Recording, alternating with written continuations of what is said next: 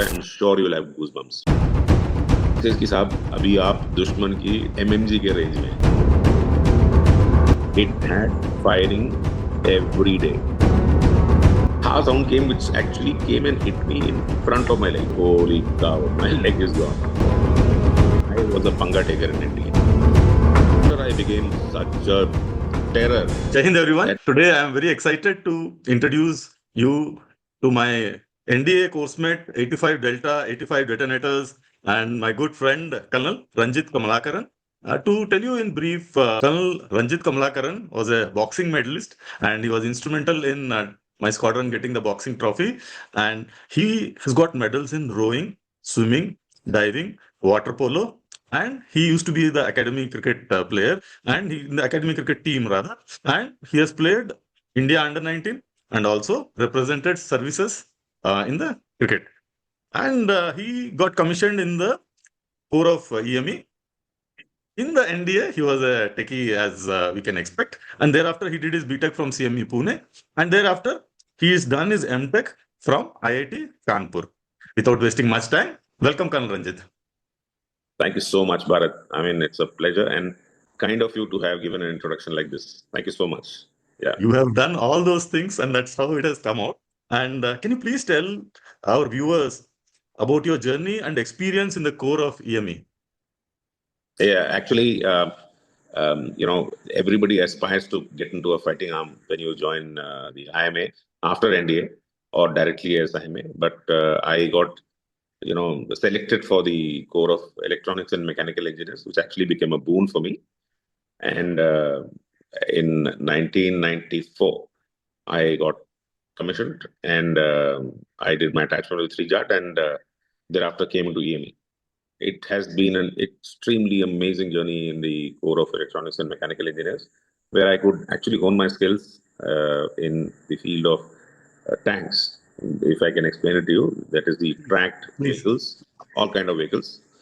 And I had the experience of being with an armored regiment during an operational, if you all know that it is of Parakram. I was with an armored regiment, and it has been a fabulous journey, wherein we had an experience of being extremely technical and doing good for the Indian Army. Yeah. Can you please share your experiences about your tenure in Bhutan, wherein you were handling more than 500 vehicles for the Royal Bhutanese Army? Yeah, but actually, getting into Bhutan is actually a selection process where they pick up the top guys, and it goes through a series of selection processes, and then you get selected. Because not only we are there as technical people, we are also diplomats from India to the government of Bhutan. So there, we probably one of my best tenures that I had was in Bhutan, where I had a privilege of meeting the royal family, and we are still in touch, and had the privilege of taking care of sustenance of the Royal Bhutan Army and the Royal Bodyguards. Their entire fleet and the equipment was under my control, and probably I did a good job. Yeah. For sure. I would like to ask you to elaborate a little bit about the core of EME, like for the aspirants to know what all does the EME do? Okay. It's a great question, Bharat, because, when you say Corps of Electronics and Mechanical Engineers, it used to be the Corps of Electrical and Mechanical Engineers. As time went by, we became the Corps of Electronics and Mechanical Engineers, and we take care of the entire equipment which the Indian Army has got. And in certain cases, not only Indian Army, we do it for Air Force and Navy also, and the other arms also. We are responsible for the sustenance and maintenance of all equipment of Indian Army, which means that from a radar, from a tank, from manufacture of small spares, to Tatras overall, to air defense guns overall, to guns overall. Guns, I mean by Bofors, and which you can understand. So we do artillery guns. You mean artillery guns? Absolutely. So we do the sustenance and maintenance of the entire equipment. I will not even shy to say, even small arms, that is your rifles and all that. we are responsible for the maintenance and sustenance. Now, when I say sustenance means from the process of buying of an equipment to the time Procurement. that to the time that it is not procurement exactly. In the procurement, we give our inputs on how maintenance has to be done, how much time you require, what kind of procedures have to be put in place. So we assist in all of those, and then over a period of lifetime of a weapon system, we are there throughout. So that is how we are involved, and it is technically challenging. And now, the EME is now getting into manufacture of drones, getting into sustenance of drones. So there's, I mean, amazingly challenging prospects which are there in the core of electronics and mechanical engineers.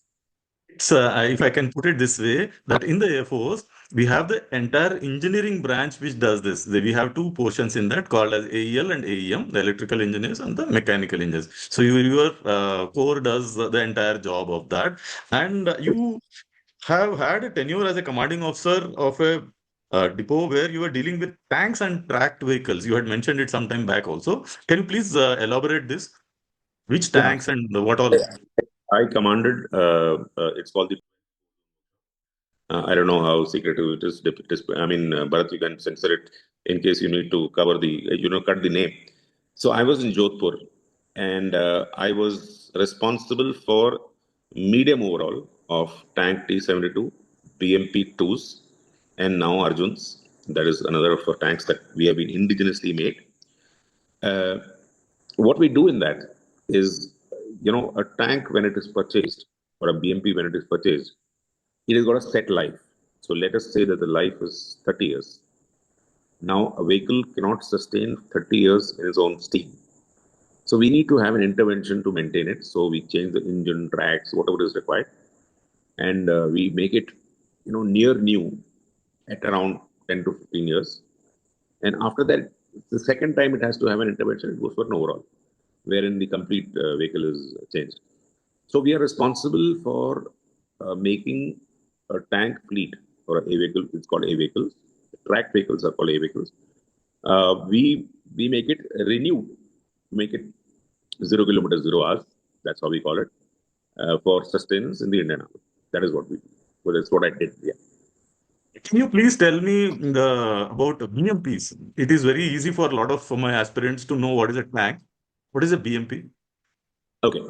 BMP is an armored personal carrier. So what happens is in the armored warfare, wherein where the tanks are moving, you need to have people on ground to occupy once the tank is gone. Tank is just a three-man crew, as we have it in T-7 2090. So tanks will run over some places, but unless and until you hold that ground is not ours. So what the BMPs are, they are called the mechanized infantry.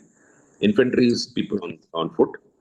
So what happens is every BMP will carry 7 people, and it's called a stick.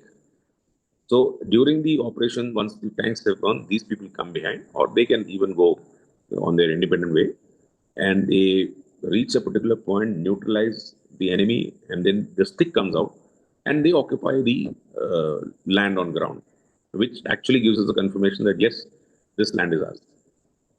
That's very nice. And can you please let our viewers know about any interesting event about your journey in the army?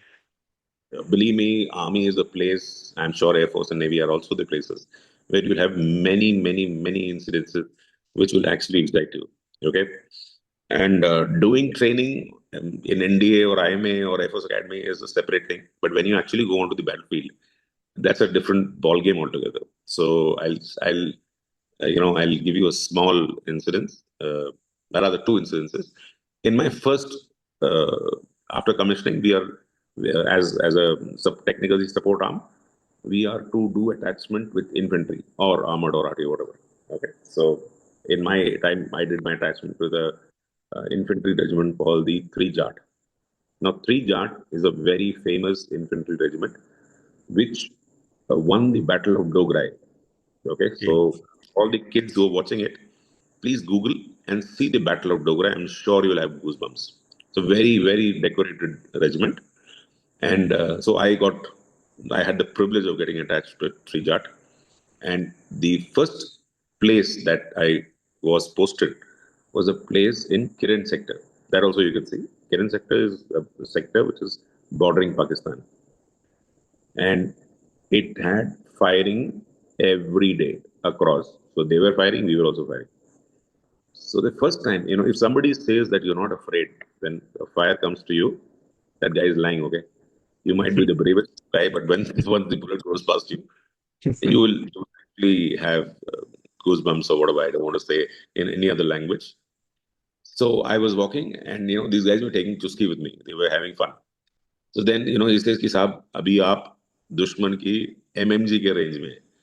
So then you also want to be brave because these guys they're jawans and you are an officer. So you don't want to go to the corners to avoid this thing, and you want to show that you're brave. You're a just commissioned officer.